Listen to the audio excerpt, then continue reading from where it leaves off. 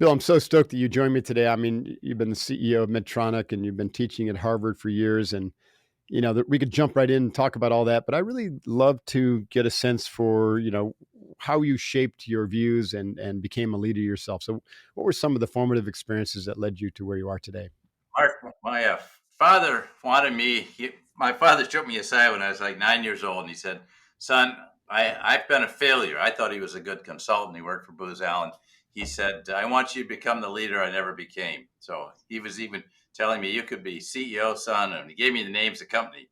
First one was Coca-Cola. The second one was Procter and Gamble. Third one was IBM. Of course, I Wow. didn't know what these companies were. I drank Coca-Cola, Right. but it's kind of a heavy trip. But I can tell you, in junior high, high school, I never got to lead anything. I joined a lot of organizations, never was elected to lead, never elected a student council. Finally, my senior, I was good enough tennis player to play college tennis for a couple of years, but I wasn't even co-captain in my high school tennis team. So finally, my senior year, I threw my hat in the ring to be president of senior class. And when the votes came in, I lost by a margin of 2-1. So it's pretty clear I was not a leader. And I went off to Okay. Georgia Tech. Yet, not a leader yet. Not a leader. And I went off to Georgia Tech, ran for office 6 more times, lost all 6. So now I was pretty depressed. And the best thing that happened to me is some seniors took me aside and said, "Bill, no one's ever going to want to work with you, much less be led by you, because you're moving so fast to get ahead. You never take time for other people." And Mm, they were 100% correct. It was no all kidding. about me. And Yeah. that was a painful lesson, but I kind of put my own self help leadership development plan together and went off and went on to lead a number of organizations in college and in graduate school. Worked in the government for 3 years, and then started the consumer microwave oven business, which was very formative because it was, like I say, I was an entrepreneur, not an entrepreneur. We had a very small restaurant business. And we built up the consumer business to a couple $100 million, and which was a lot of money in those days. And yeah, I was 27 years old when I started, so it So, was a entrepreneur means you were working for another company and they gave you the leeway and the resources to start a company within a company. The Okay. company was Litton Industries, which has later been Mm, acquired, but right. yeah, they gave me tremendous amount of leeway for a 27-year-old, and I learned a great deal. I'm hiring people twice my age with twice my salary, but we built a business, and it was very exciting, What and I love that. What are some of the different qualities required of intrapreneurship as opposed to entrepreneurship? Well, I think, we didn't have to raise funds. We got funds from the Yeah. corporation, although we kept sending them more money, more cash, and more profits. But anyway, um, and entrepreneurs, have ownership. We had no ownership other than, a Yeah. few shares of stock. And so it was a question of selling the corporation on funding this business, funding new factories, funding research programs. Mhm. But that was a big difference. But we were able to build a very significant business there. And then, but I didn't want to stay there. I had problems with the company's values. Mhm. They were kind of cooking the books quietly, and eventually it all tumbled down. And Oops. so I went to work for Honeywell, high caliber company. Mentor was the CEO, and had great experiences. President of Honeywell Europe. And then they gave me a series of turnarounds, and I had 3 turnarounds. And as I told you earlier, I'm a builder, and Yeah. each of those I was cut, and there were businesses that hadn't been invested in, so I had to straighten them out.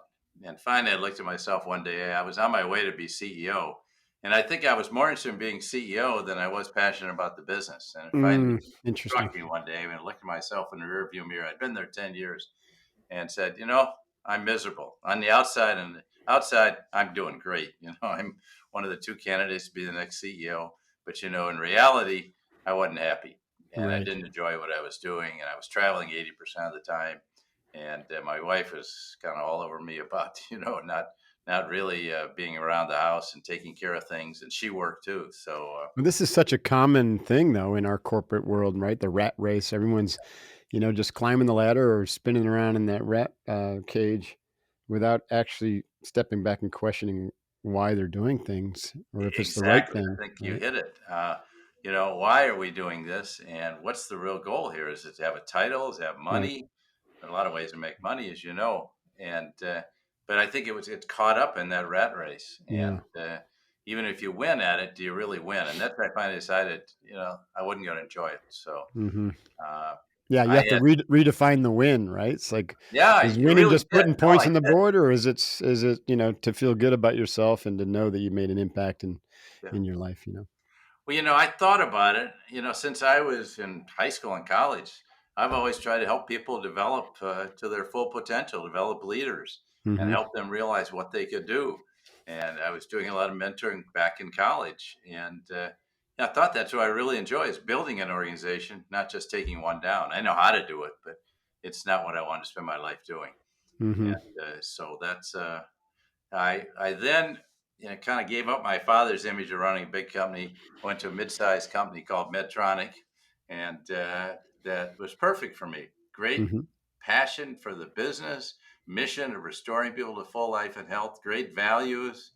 What do And they do? I've heard the company name, but, our founder invented the pacemaker. Now the yeah. company, we kind of broadened it way beyond cardiovascular defibrillators, stents, spinal therapy, diabetes, neurological products, Parkinson's, you name it. Just Wow. about anything implanted inside the human body or doing surgical instruments as well. Got it. So I loved it. And I was very engaged with the doctors and the business and the kind of life and death nature of what we're trying to do. Right. So, in your tenure there, what did you find really gave you the results and led to the culture that, you felt was optimal for the company? I Great mean, question. yeah, so leadership, you can look at it from many different aspects, but, like, what we're finding today is sometimes it's the softer side and the people side is the most important. I think that's what you're getting at in your book, True North. So I Yeah, love it's really today leading with the heart. Medtronic was all right. about that, not Was it? just physical heart, but Yeah, emotional heart. that's And good. you go down and talk to people on the production line, and you didn't talk to them about making 391 a share.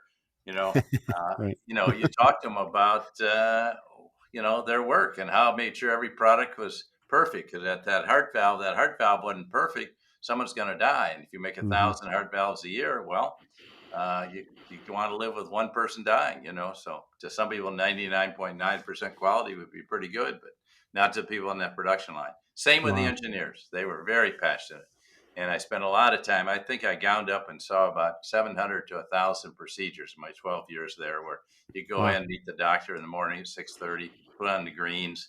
He invites you into the talks to a while, and then he invites you into the operating room, and you get to watch what he's doing, and it Huh. was an incredible learning experience. I didn't know anything about medicine. I knew a lot about high tech, but nothing about medicine when I went there. So Mhm. it was a great learning experience, and I got to see that life and death, literally. That's fascinating. So, as CEO, what did you consider to be your most important job as a leader? It was building the organization because when I went there, we had 4,000 people. When I left, it was like 26. It wasn't just the numbers. Today they got 100,000, but it Mhm. was more building the caliber of the leadership team because Mhm. we had a lot to learn. We'd been a small company, entrepreneurial, but we didn't have the depth of leadership to ensure the quality regulatory standards, everything throughout. Mhm. And continuing to invest in new businesses, acquiring companies, but then having to build the leadership in those businesses. Mhm. And it was a tough race. I mean, it was a fast moving business. We grew at 18% a year compounded for 20 years. So, Holy cow. and that was all about innovation. It was all Yeah. about getting first with the breakthrough innovation and getting Mhm. people inspired about that. So, if I had to make a contribution, I think it was bringing everyone together around the purpose of restoring people to full life and health and the values of the company. Yeah, that really resonates with me, and we're hearing a lot more, about vision and values is the main job of the CEO, of the owner or entrepreneur Yeah. CEO, is And to that's, really to clarify those and then just relentlessly yeah.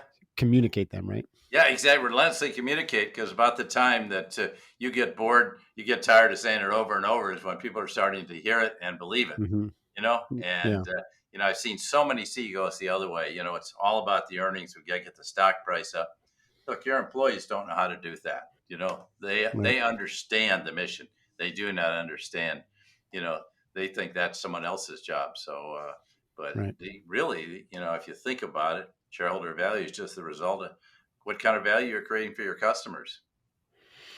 I've been reading a book, written by a guy named, Ari Weitzig, who is building a company still called Zingerman's. It's out of the Midwest, And they attribute a process called visioning to their success. And their claim is that, creating the vision, both for the overarching organization, then of course each independent division or company or team, and then even each project. And so they spend an enormous amount of time, like literally writing out, articulating the vision in a very visceral, emotional way. Like, what does the client feel like when they're, when they've got their heart valve replaced, or or their device implanted?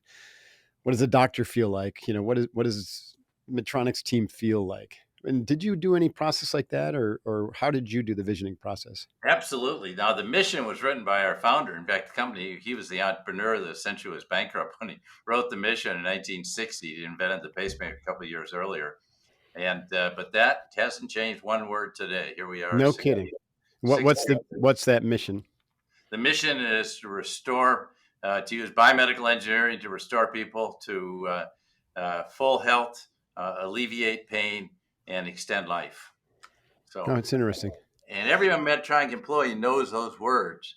Right. And we did things to reinforce it. We gave everyone a medallion. And in fact, this medallion I've got right here, and it shows a rising person coming off the operating table. Mm-hmm. And the mission on the back is stated, the first sentence of the mission. But the idea is that everyone understands you're a part of that. And then each year we had a holiday party, and we bring in 6 patients, and they would tell how Medtronic had saved their life, had restored their life, and they don't have children, they don't play with their grandchildren, be a Mm-hmm. master swimmer, run a marathon, whatever. But that was pretty emotional. And you get all the employees together now. Of course, they're all over the world, so a lot of them coming in on Zoom. But the point is, it's quite an emotional. So it is leading with the heart. It's Mm-hmm. not just the statistics. Mm-hmm. What strategies did you use to over communicate the mission and the vision? You showed that one, you have an artifact, this coin or this medallion. What other strategies did you use? Because I think that's another tricky one. It's like, yeah, I get it, but how, you're so busy, and so communicating vision is like working on the business versus in the business, right? And also developing your leaders is working on the business versus in, and so you're task saturated these days, like constantly, with an over extended task list. So how did you find the time and force the organization to have these rhythms around communicating vision, values, and celebrating those? Well, I just went out and visited all our locations all around the world, all our divisions in the United States, which were based in different places, and talked about it. And we did a mission ceremony for them and talked about what it was all about, and then asked them, to play back what they were doing. How are you Okay. fulfilling this? How are you carrying this out here in Mm-hmm. India? And how does it work here in India? Things are obviously healthcare is different here. How does Mm-hmm. it work in China or Germany or wherever you are? Mm-hmm. You really need to understand that's where people live and that's what they resonate with. And so that direct, spending time on the production lines, just asking, sitting down with good people, how's the quality today? Well, Mr. George, our equipment's not good enough. We can't turn out quality product. We need better equipment, and so you get right down to it. And I think too many CEOs, to be blunt, Mark, are sitting in their offices looking at reports, having big meetings of a couple dozen people, Mm-hmm. and going over the numbers. Yes, we went over the numbers. Hey, the numbers are all in the computer today. I don't need to spend a Right. meeting to quiz someone about every number, or I can delegate that to the next level of people. But getting out and touching the people and being there. So I tell CEOs, I teach CEO programs at Harvard now. I taught large company CEOs, and we do them groups of 12, but we've got about close to 400 come through the program. But I say to them, how much time are you spending, Mark, out with your people? How Mm-hmm. much are you in direct contact with them? And Right. well, I don't really have time. I talked to one guy had probably more retail food stores than anyone in the world, and he said, I don't really have time to get out there and do that. I said, well, look, I spent 30% of my time. He didn't believe me. I said, I 30% Mm-hmm. of my time out there with customers, talking to Mm-hmm. them, you know. Mm-hmm. But how do you know what's going on? That's the big question. And these big organizations, a lot of times they don't know what's going on. They think they do, but they don't. Right. No, yeah. The ground level truth can only be found at the ground level. Very good. We learned that in the SEALs, that's for sure. Yeah, the further you get away, the more distorted the truth gets. Hey, yeah, I worked in a little side here. I worked in the Defense Department during Vietnam, and Robert McNamara, Secretary of Defense, I went there thinking, Here's quite a guy." I'll tell you, they were looking at statistics. Statistics were all systemically falsified. Right. No one was actually cheating, but they were, body counting. He used body counts to measure how they're doing. They were counting same bodies 3 times to say they were treating the Yeah. enemy. But Jeez. he never went to Vietnam. They never went on the ground. They didn't know what was going on. And Oh, when I went to Vietnam later on, the Vietnamese said, "Hey, wait a minute. You think we're lying with the Chinese? We're scared to death of the Chinese. We can just see a million of them pouring in over our borders. No, you don't understand interesting. us at all." But if Right. anyone had met people, they would have found that out or listened to people on the ground. Right. It's such an important lesson. Let's talk about values because, it's the people on the ground, your culture is basically just the attitude and behaviors, right, of your Yep. customers and your employees.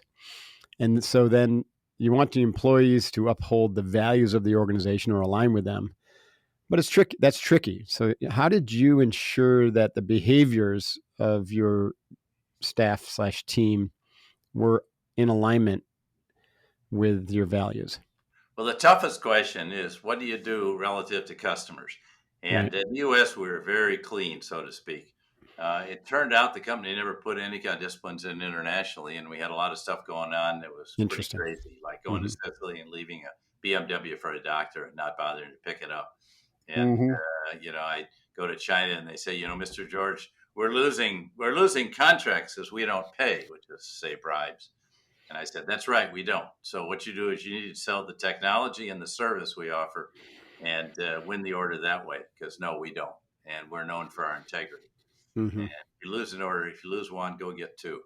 And you just had to keep talking to people and say, "Hey, what's going on here?" Because I know what's going on. I'm not naive. I know what's going on in India. I know what's going on in Russia. But that's not who we are. And we got to Hmm. set ourselves apart from people and say, we don't do business that way. So if you'd like to do business with us a clean way, we'd love to do business. Okay. Right. But and we frankly, had to terminate a number of people. In fact, the worst thing I did, I promoted a guy to be president of Europe who was very talented, very capable. Then 6 months after I promoted him, I found out he was running a bribery fund for Italian doctors, and so I had Wow. to fire him. But the hard part, I'd only been there a year and a half. The hard part was not firing him; that was easy. The hard part was going back to the board of directors as the new kid on the block and the executive committee and say, "Hey, you know, uh, don't look at him. He didn't change. Look at me. I didn't check out his values. Shame Hmm. on me for not checking it." I said, "That's the last time I'm going to do that." Yeah, that's interesting. How do you find? I mean, sometimes it's difficult to see those things because people hide it pretty well behind Yeah, the particularly with outer new veneer. people. I mean, when you've worked in an organization, think of the U.S. military.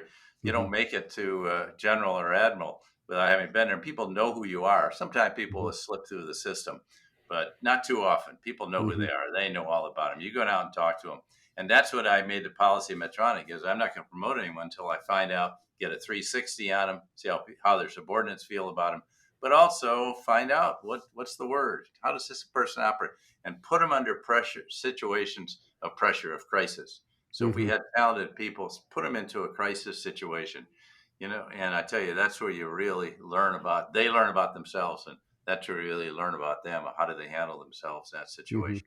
Right.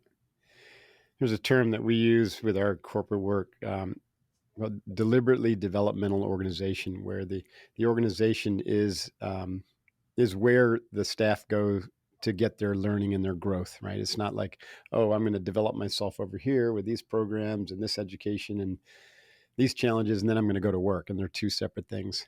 But it sounds to me that like you just intuitively knew that and did that, right? And you set up um, opportunities for your at least your senior leadership team, and then trickling down for the organization to be like the growth or the leadership development petri dish. It's, Absolutely. And I found one of the best thing you do is send people outside their home country and develop them that way. Because then, you yeah, really figure out who you are. You have to look at yourself in the mirror and figure out who you are. And, the and that's worst thing to do, because why? Because of the challenge of the culture and the language and yeah. And okay, yeah, and you're not the majority anymore. You're the yeah, minority, right, and learning how to deal with different people in different cultures, people with different ways of doing business.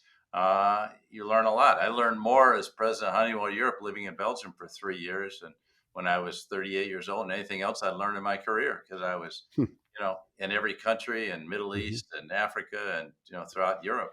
I learned Mhm. so much more about myself that way of how you're going to deal with this situation. And you learn the people sensitivities, you learn leading with the heart, having the courage to make bold decisions, and deal with different cultures. And if you can't Mhm. do that today, I don't think you're going to make it in a global business. Yeah, I agree with that. You, in your book, True North,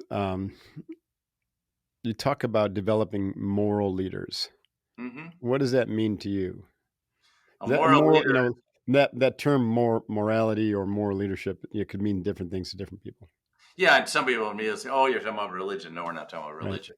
We're talking about having a set of principles that you believe in, and beliefs and values that you live by, and that you're Mhm. willing to stand up and be counted. Right now, the job of the CEO has changed dramatically. It used to be Mhm. just run your business well and report the numbers, you'd be fine. Today, you're called upon to stand up and be counted on a whole series of issues. I Mhm. mean, right 3 miles from where I am today, George Floyd was murdered. And any CEO in this town, we have a lot of big company CEOs here that didn't not only take a position on that, but also have a plan of what they're going to, and realize that, yeah, there's a heck of a lot of discrimination out there. And maybe Mhm. kind of ripped the band-aids off, and we got to see there was a lot of cancer underneath, and we never Mhm. deal with it. So yeah, Mhm. they had to deal with it. And Yeah. this is I got a guy I interviewed the book, Chip Berg, who is just a fantastic leader of Levi Strauss, and he says, I don't believe in gun control. I believe in gun safety. So what are we going to have about gun safety? Well, that's not his business, but a lot of my people are scared about somebody coming in with a gun. What are we going to do about it? So Mhm. having the courage to speak out and say, here's what I'm going to do on behalf of my people. And kind of the worst example was the CEO of Disney that caught himself in a political maelstrom because he said, "I'm not going to speak out." And anyway, Mhm. it got very controversial. So I think you need to be clear about what you believe. And if you disagree with me, that's fine. I respect your values. I believe in a woman's right to choose. They say that goes against my religion. I respect that, Mark. If that's what you believe, great. Just stay true Mhm. to what you believe. We can Mhm. we can have different beliefs, but you got to stay true to them. And I think Right. CEOs are being called to stand up and be counted today in ways they could kind of slip by before and just Right. worry about how much money they're making, which is also another pet peeve of mine. Yeah, no, I agree with that. Are you also speaking about this in the vein of like multi-stakeholder capitalism and ESG initiatives? So, and I guess the question, kind of the extension to that, is be held accountable to who? Because you could make a claim that it's not your shareholders who are holding you accountable to ESG. It's, it's the activists or it's the politicians, right? And so who are you really beholden to? Well, I'm not a fan of the activists. First of all, you got to be accountable to your customers. If Medtronic Yep. puts out a product that's defective, we have to fix it and put it right, no matter what it costs. Right. That's obligation number one, is to serve your customers and to create more value for them. However you do it, maybe you have lower prices like Walmart. Hmm. Maybe you do it to superior products like we try to do at Hmm. Medtronic. And but that to me is what motivates your people. So you have an obligation to people. And I used to say to people, if you're going to hire someone, we're going to have them for life. Let's not think we're going to have them for a year. What's that? Are you prepared to support them through downturns, and Hmm. not just say, oh, we'll lay off 10,000 people tomorrow, Hmm. and then take a big bonus. So that's why I'm very cynical about that. And I think if you do that, if you have highly motivated people, you serve your customers better, you will serve your shareholders in the long run.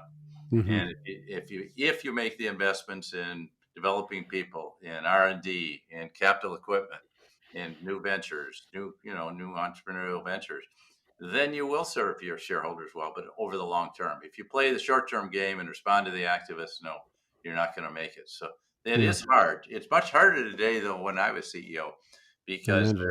there's not a single metric. You can't just look and say, oh, our stock price today is at $31 a share. Hmm. Yeah, and that may not mean anything, by the way. Just maybe a point today.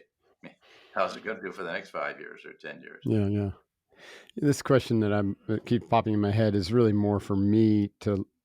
I'm curious about it. It always has been, and but it has nothing to do with leadership. But did you ever participate in any stock buybacks? And what do you think of that idea of a stock using capital to buy back stock as opposed to investing in your people or investing in new capital equipment?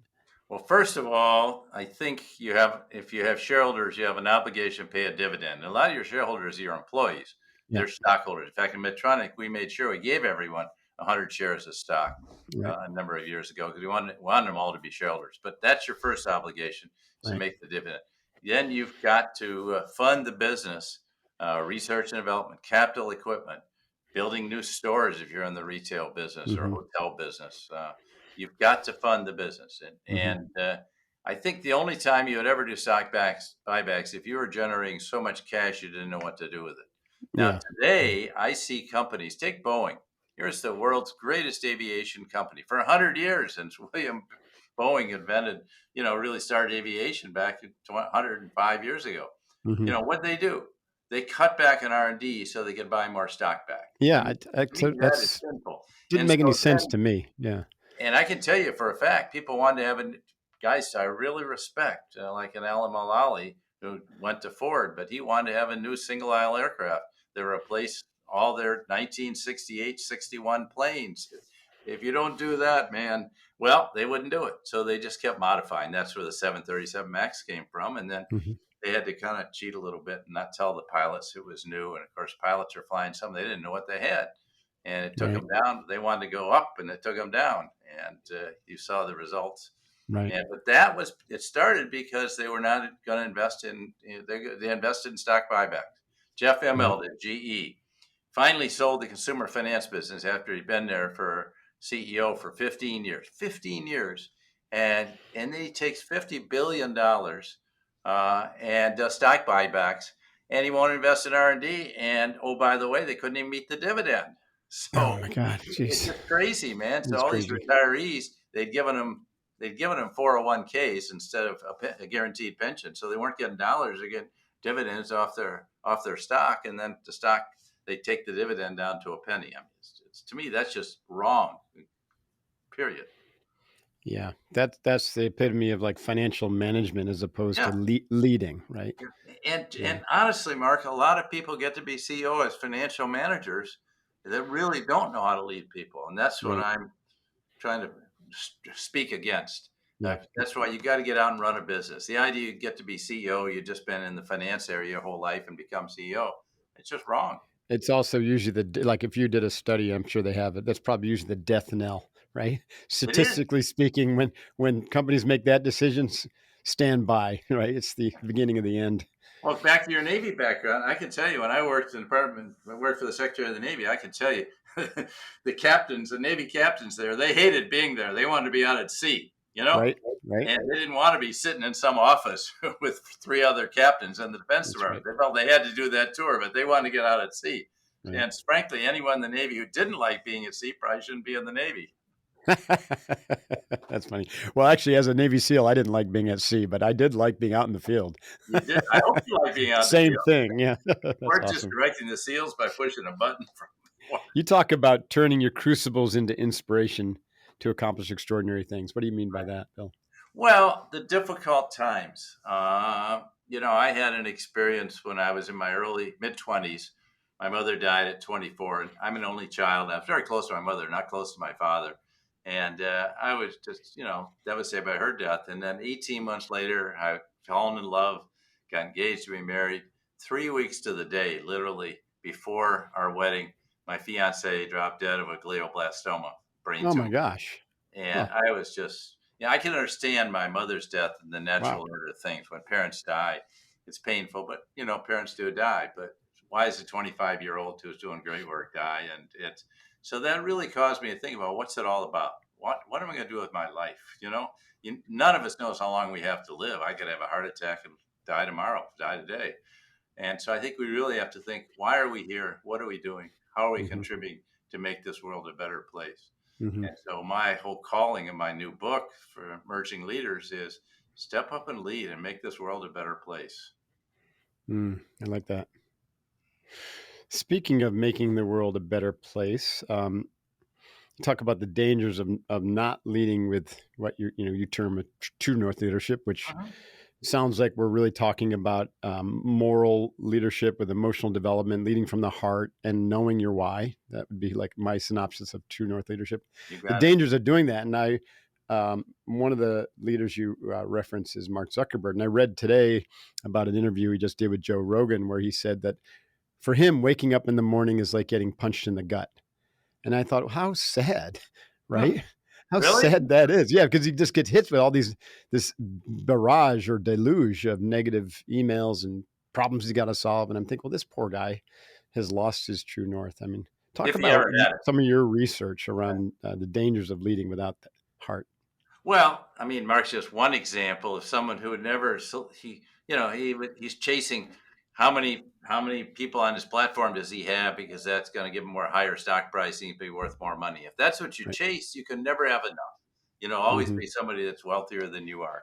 Mm-hmm. And he never grounded himself in what does Facebook stand for. First of all, I get outraged the idea that they would take my data or your data and sell it to someone else without my permission. I agree. I mean, this is supposed to be a private site where you're talking to Right. people. You're going to take the information off there and sell it to someone and it's not just like selling me a hotel room. It's not like hotels.com. No, they're taking my healthcare information. They're taking my personal relationships. Maybe I went to a therapist and they're taking, that's just wrong. And he Right. never would clarify. He still to this day will not. It's a very simple thing to clarify. Just say either you opt in to letting us use your data or you opt out. Mm-hmm. So that's an example. But there are a lot of people out there that today are kind of what I call faking it to make it. Elizabeth Holmes had a company, could take a Mm-hmm. finger prick of blood. Well, she never proved it could work. We knew it didn't work. I served on the board of Mayo Clinic. We knew they knew it wouldn't work, Mm-hmm. but she was a phony. But she built up a $9 billion valuation. Adam Newman goes to WeWork and Mm-hmm. creates, all it is real estate play. It didn't have anything to do with it. But he created this illusion, and so this is very upsetting to me. People that really are, basically they're fraudulent. Yeah. Well, it's sad that they can know so many people so easily, right? Which is a kind of a testament to kind of how far off track maybe our culture is in understanding, Yeah. what's real and what's not real. And if I'm going to be honest, the media plays people like this up. They Yeah. really do. Right. Right. And sometimes they'll get a lot of money from investors for whatever reason. Right. And yeah, I find it very distressing that people like that. I mean, I like people that are grounded, like people I have in my book. Yeah. No, I agree. You talk about we have a coaching practice, meaning we Mhm. certified coaches in our methodology we call Inbuilt Mind, and we put them out there, and one of the things that we've said is that coaching is probably the most important leadership skill of the day because that's where you're developing people. And so use the term coaching leader. What is a coaching leader from your Well, perspective? I think we got to get away from I'm a manager, I delegate the work, I measure you, and then we determine how you're doing. I sit back in my office and look at statistics, see how you're doing. I Mm-hmm. think any good coach is out with his or her people. They're on Mm-hmm. the floor, and the first thing, if you want to coach people, they have to know you care about them. People don't today. You deal with millennials; they think you don't care about them. They're never going to give you their hearts. They may do the Right. work, but they're never going to be all in Right. to the mission and values. Second, you got to get them playing in their sweet spot. It's like any sports team, the coach's job to get everyone in the right position on the field and then get them to align them around a goal and get them to play together as a team. Mm-hmm. But I think as coaches, it's not soft at all. You challenge people to reach their full potential. Mm-hmm. Is it different for you? That's your job as a leader, as a coach. You challenge people. I know you can do better, Mark. You're not Mm-hmm. giving us your best game right now. And Right. then the final thing is, let me help you do it. Okay, we'll get some people to show you where you're off base, and let's see how you can step up your game. And Mm-hmm. that's to me what leaders today should be doing. They should be coaching their people. And I look back at my life. That's really what I've been doing all my life. I didn't Mm-hmm. really think it through and call it that until recently. But that's Mm-hmm. when I say I mentor someone, I'm really coaching them along those lines. Yeah, mentorship and coaching are very similar when you're talking about internally, right? In an internal organization.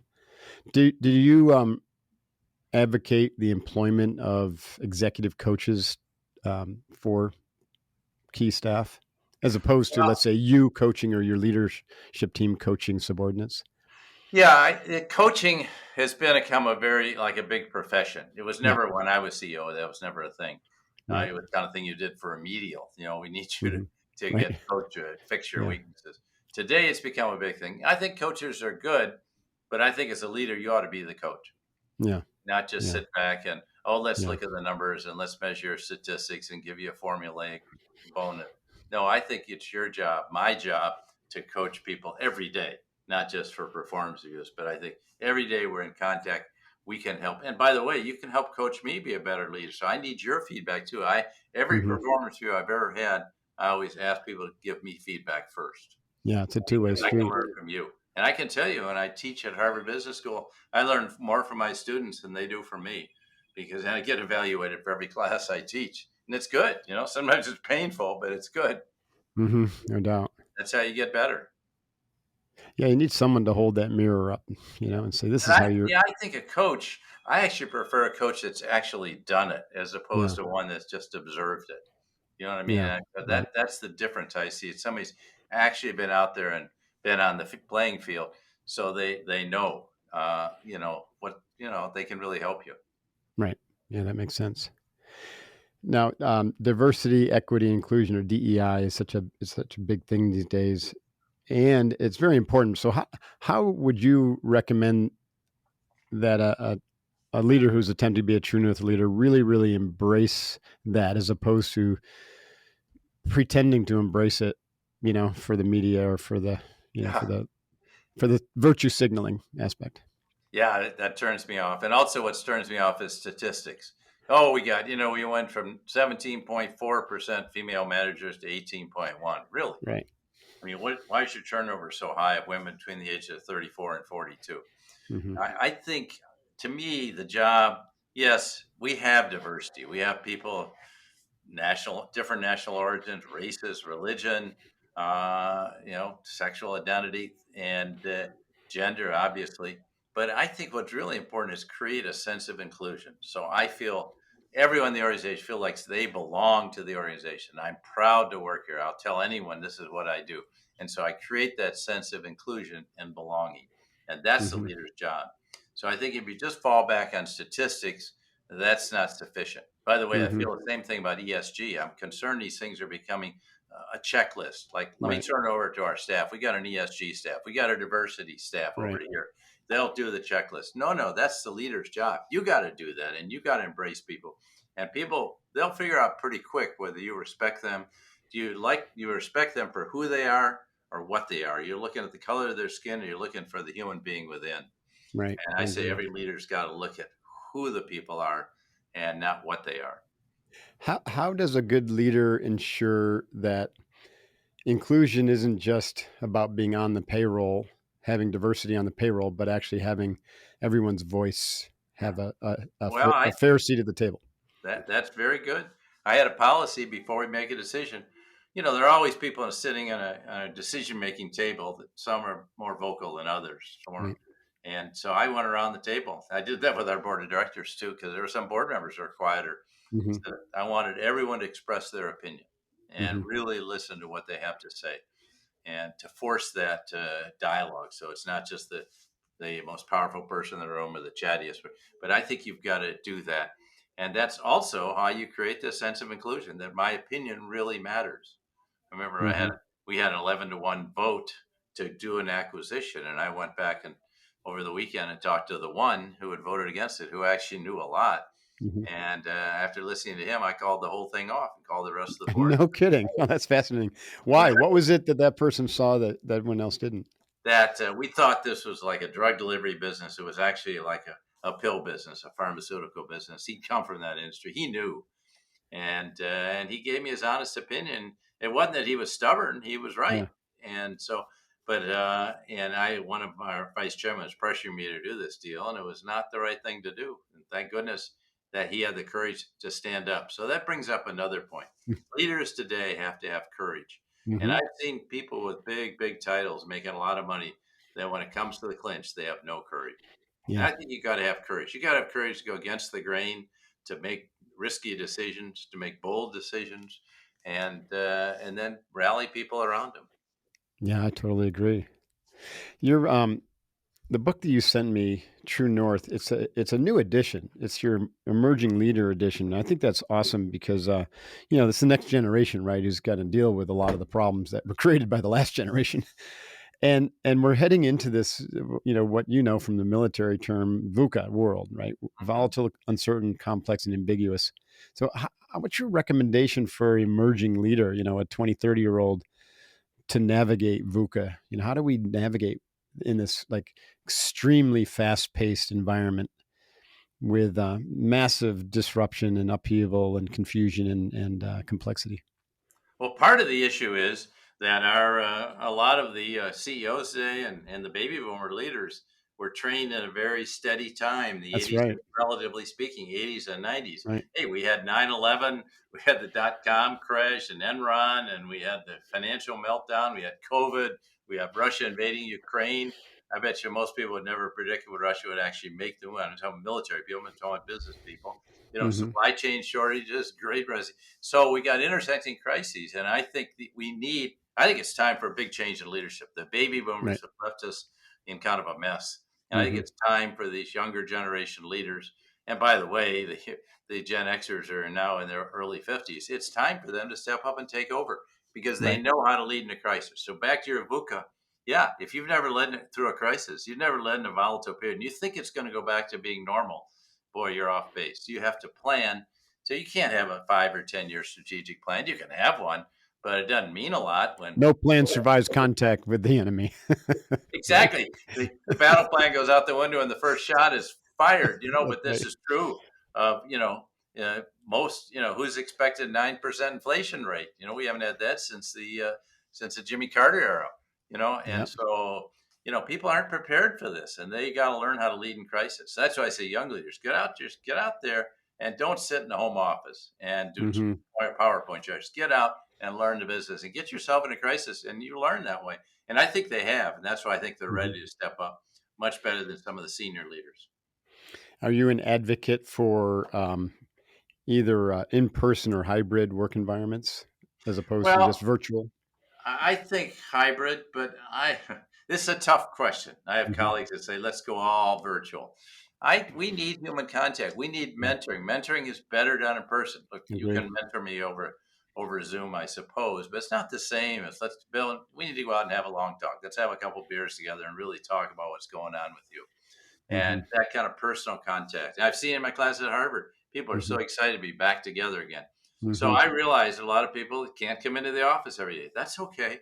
But we need to have the innovation, the creativity, and things that come from the interaction. I learn more just wandering around the office, getting out and around the Hmm. factories, the R. I get more ideas going to the R&D labs. And hey, what are you working on today, Mark? Hmm. People Yeah. will tell you they're so excited about something. You Yeah. learn. So if you're not out in the business, I think, and frankly, half the world, 50 or 60% of the workforce has got to be on the job. My son's a surgeon. He's not sitting at home doing surgery. He's got to be Right. there. Got to be there. So I do think that we need flexibility in the workplace. We can have some form of hybrid, but I don't think it can be all virtual. And I don't think it's going to work. Yeah, I agree with you. And back to our earlier point, the only way to learn how to lead through a crisis is to lead through a crisis. Yes. Yeah. Right? So just get out there and do it. Be bold, be Yeah, but courageous. facing I interviewed so many leaders, we call it crucibles in the book, that have faced these real crises, crucible, and it's where everything gets stripped away, all the pretense. You say, I don't know if I'm going to make it here. I got to figure it out. We got to figure a plan to get through this. Mhm. This Mhm. is rotten, but we got to find a plan. We got to get through this. I'm responsible. I remember I was talking to Admiral Kay at Sea Rock. She said, man, I don't know. I may be driving the ship to the bottom of the sea, and 96,000 people are losing their jobs if we go bankrupt. But she was tenacious, and we're going to get this done. And Right. will you help me? And she pulled all her people around and said, "Will you help me get this done?" And they rallied around her. But I Mhm. think that's how you learn. And I think everyone needs to have those experiences so they're ready to lead when the big challenge comes. Right. That's awesome. This has been a fascinating discussion, Bill. I really appreciate your time. Where do where can people learn more about you and about your work and True North Leadership? Well, they can billgeorge.org. I've got a website with everything on there. You can buy the book Okay. at Amazon or Portside Check. Books or at Barnes and Noble. It comes out on August 30th. And so, but I think that's where you can learn the most. And I'm Hmm. on LinkedIn. You can always Google me if you want, but it's not hard to find. But I think I just hope everyone listening in, Mark, will read the book, because I think all I'm doing is sharing the wisdom I heard from other leaders. Right. It's not Yeah. just my wisdom; it's really sharing the wisdom I hear from some pretty terrific leaders. Yeah, it's a great book, and I'm passionate about leadership. I'm actually in my doctoral program in leadership at Pepperdine, Global Oh, Leadership and congratulations! Change. Awesome. Thanks. We Yes, need, we. by the way, there aren't many schools that give a doctorate in leadership. It's They true. give it in management, but they won't give it. And I very critical of them for not doing that. Look, we Yeah, got millions of managers. We need more leaders. need more leaders. Yep. Well, thank you very much for your contribution, and also the CEO program you have at Harvard. That's open for anybody. Is that like a Yeah, we professional are. Yeah, program? we are. How do people learn more about that? Well, just go to HBS dot to hbs.org, and Got it. all the executive education programs are laid out there. So Check. we got a plethora of programs. You don't have to be a CEO to come. We got a lot of programs for people that are aspiring leaders, emerging Yeah, leaders. need to get my way over there. Good. Well, Awesome. you're doing it. So thank you. True. I can learn from you. So thank you. George, thank you very much, Bill. I really appreciate your time. Hooyah. And we'll let you know when this goes live. And it's been an honor to talk to you. Yeah, please do, because I'd love to make sure more people hear it. Thank you. Yep, I You're running a appreciate great that. interview.